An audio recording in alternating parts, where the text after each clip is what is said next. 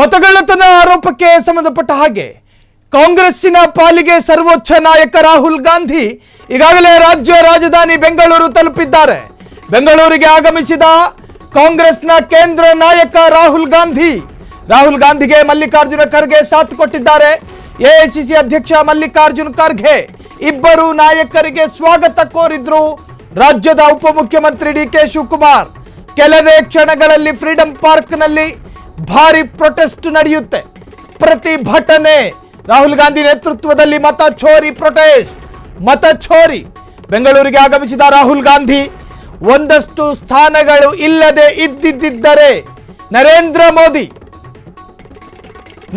ಮೋದಿ ಅವರು ಪ್ರಧಾನಿ ಆಗ್ತಾ ಇರಲಿಲ್ಲ ಅನ್ನೋ ತರಹದ ಗುರುತರ ಆರೋಪ. ಎಸ್, ವೋಟ್ ರಾಬರಿ, ಮತಕಳ್ಳತನ, ಆ ಆರೋಪಕ್ಕೆ ಸಂಬಂಧಪಟ್ಟ ಹಾಗೆ ಬೆಂಗಳೂರಿನಲ್ಲಿ ಅತಿ ದೊಡ್ಡ ಪ್ರತಿಭಟನೆಗೆ ಸಾಕ್ಷಿಯಾಗಲಿದ್ದಾರೆ ರಾಹುಲ್ ಗಾಂಧಿ ನೇತೃತ್ವದಲ್ಲಿ ಮತಚೋರಿ ಪ್ರೊಟೆಸ್ಟ್. ಇನ್ನೇನು ಕೆಲವೇ ಕ್ಷಣಗಳಲ್ಲಿ ಫ್ರೀಡಂ ಪಾರ್ಕ್ನತ್ತ ಲೋಕಸಭಾ ವಿಪಕ್ಷ ನಾಯಕ ರಾಹುಲ್ ಗಾಂಧಿಗೆ ಮಲ್ಲಿಕಾರ್ಜುನ ಖರ್ಗೆ ಸಾಥ್ ಕೊಟ್ಟರು. ಜೊತೆಗೆ ಅವರನ್ನ ವೆಲ್ಕಮ್ ಮಾಡಿದ್ದು ನಮ್ಮ ರಾಜ್ಯದ ಉಪಮುಖ್ಯಮಂತ್ರಿ ಡಿಕೆ ಶಿವಕುಮಾರ್. ಸೊ ಬಿಜೆಪಿಯ ವಿರುದ್ಧ ಕಾಂಗ್ರೆಸ್ಸಿಗರ ಅನೇಕ ಆರೋಪಗಳ ಪಟ್ಟಿಯಲ್ಲಿ ಪ್ರಮುಖವಾಗಿ ಕಾಣಿಸಿಕೊಳ್ಳೋದು ಈ ಮತಕಳ್ಳತನದ ಆರೋಪ. ಇದನ್ನು ಸುಮ್ಮನೆ ಬಿಡುವ ಮಾತಿಲ್ಲ. ದಾಖಲೆಗಳನ್ನು ತೋರಿಸ್ತೀವಿ, ಪುರಾವೆಗಳನ್ನು ಕೊಡ್ತೀವಿ, ಎಲೆಕ್ಷನ್ ಕಮಿಷನ್ ಅನ್ನು ಕಟಕಟೆಯಲ್ಲಿ ನಿಲ್ಲಿಸ್ತೀವಿ ಅನ್ನೋ ಅರ್ಥದಲ್ಲಿ ಈಗ ಪ್ರೊಟೆಸ್ಟ್ಗೂ ಕೂಡ ಮುಂದಾಗಿರ್ತಕ್ಕಂತಹದ್ದು. ರಾಹುಲ್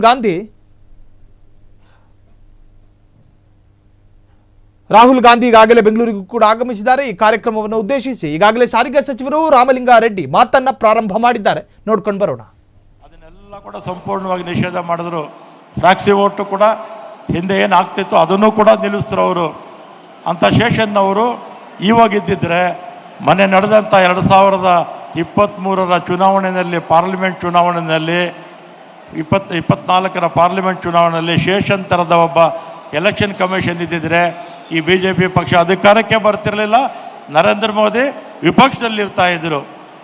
ಆದರೆ ಇವತ್ತಾಗಿರ್ತಕ್ಕಂಥ ಅನ್ಯಾಯ, ಅಕ್ರಮ ಬರೀ ಮಹದೇವಪುರದಲ್ಲೇ ಅಲ್ಲ, ಇಡೀ ದೇಶದಲ್ಲಿ ಎಲ್ಲ ಕಡೆ ಕೂಡ ಆಗಿದೆ. ಇವತ್ತು ಎಲೆಕ್ಷನ್ ಕಮಿಷನ್ನು ಕೈಗೊಂಬೆ ಆಗಿದೆ.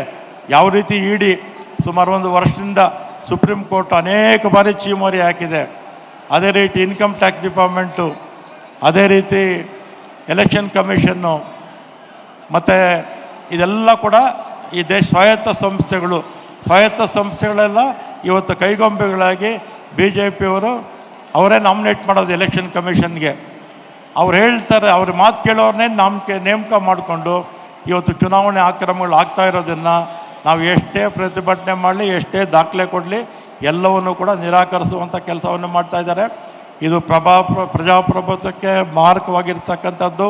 ಈಗಲಾದರೂ ಕೂಡ ಎಚ್ಚೆತ್ಕೊಂಡು ಎಲೆಕ್ಷನ್ ಕಮಿಷನ್ನು ಸ್ವಲ್ಪ ಧೈರ್ಯ ತಗೊಂಡು ಶೇಷನ್ ರೀತಿ ವರ್ತಿಸಬೇಕು ಅಂತ ನಾನು ಈ ಸಂದರ್ಭದಲ್ಲಿ ಹೇಳಿ, ಮತ್ತು ಇವತ್ತಿನ್ನು ರಾಹುಲ್ ಗಾಂಧಿಯವರು ಎಲ್ಲರೂ ಬಂದು ಕೂಡ ಮಾತಾಡ್ತಾರೆ. ಎಲ್ಲರಿಗೂ ಕೂಡ ಧನ್ಯವಾದಗಳು.